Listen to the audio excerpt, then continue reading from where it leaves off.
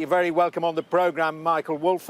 Tell us first of all then, on that point, do you think President Trump will stay President Trump, an active president for another 4 years, or is Joe Biden going to win out? What's your gut feeling? Joe Biden will be the next president of the United States. Donald Trump will be history by, I'd put it at 8:45 on Eastern Time Tuesday night. OK, 3:45 a.m. In the UK. That's a pretty precise prediction. Let's ask you for any evidence, if you've got some. Well, I mean, the numbers are overwhelming. Matter of fact, the idea that this is a horse race is just a media thing. Anybody who's actually looking deeply into these numbers is going, oh, my God. It is almost impossible, virtually beyond the pale, to imagine that that Donald Trump could recover at this point.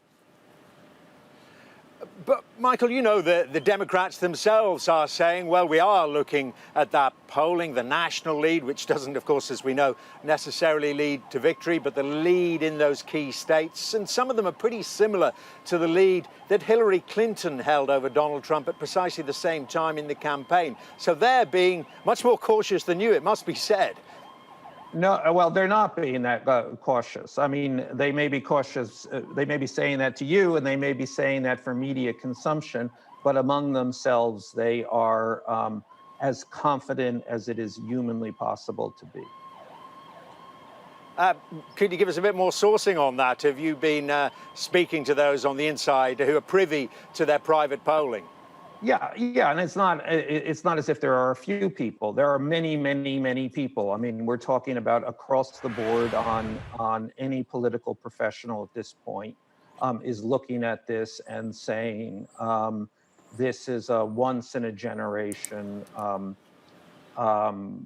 election in which there is no question about what the outcome is going to be. The only question, of course, is how big the margin will be.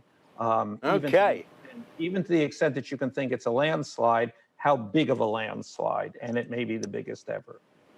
As I say, quite a prediction. Well, let's look at the Trump campaign then, because as I say, you were on the inside, wrote two best-selling books about the Trump White House. And to, I suppose, sum them up, you described a chronically chaotic and dysfunctional White House and president. Have you seen the Trump campaign doing that on the campaign trail itself as well, keeping that kind of message up? I had a leader of a country call up. He's a very I mean, without question. Remember, they have somehow this campaign raised and spent $1 billion long before it should have been spent. I mean, it's a complete. The people in the campaign are subpar professionals. Donald Trump, who basically is running the campaign, has no idea how to wage a national race, has no idea how to administer something that is granular, data-driven, all about deep down in the weeds. So, I mean, even before the coronavirus hit, I think it was clear to anyone taking a close look at this that the chances for a Trump re-election were remote. And it's part of that problem, and you describe it in the books there, this high turnover of people, of advisors, whoever it may be, senior officials as well. If you don't agree with the president, you don't last very long. I mean, even since you were there, since you were observing it all, they've all changed. 100%, actually 100% and 100%, and then another 100% have cycled through this administration, and most of them to now be in the position of saying they are not voting for Donald Trump, and many of them urging a vote for Joe Biden. And what of the handling of coronavirus in terms, well, you know, we go back to January, February, at the beginning of the year, and some of the policies that were put in place there, in spite of the fact that there was a whole, let's say, a game plan to deal with a pandemic left by the Obama administration? I mean, I don't think there's any question. Incontrovertibly, the president has been incompetent in his handling of the coronavirus, and he may well have been mendicious in his handling of the virus. How do you mean? Just expand on that. He says that he wanted to downplay it in the early stages, so he didn't worry people. Yes, I mean, he told lies about it. He has told people, you know, don't wear masks, or has downplayed all of the things that almost everyone agrees are necessary to keep people safe. So he's put people in danger.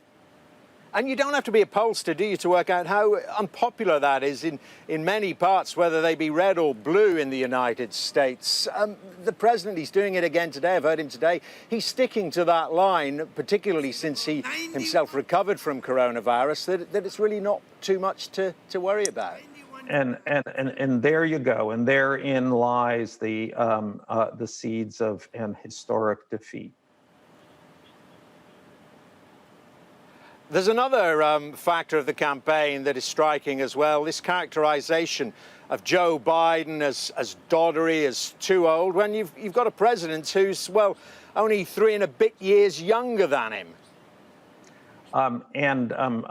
Patently off his rocker, at least in the estimation of likely a significant majority of American voters. Yes, so that has not worked out well. None of the messaging here has worked out very well.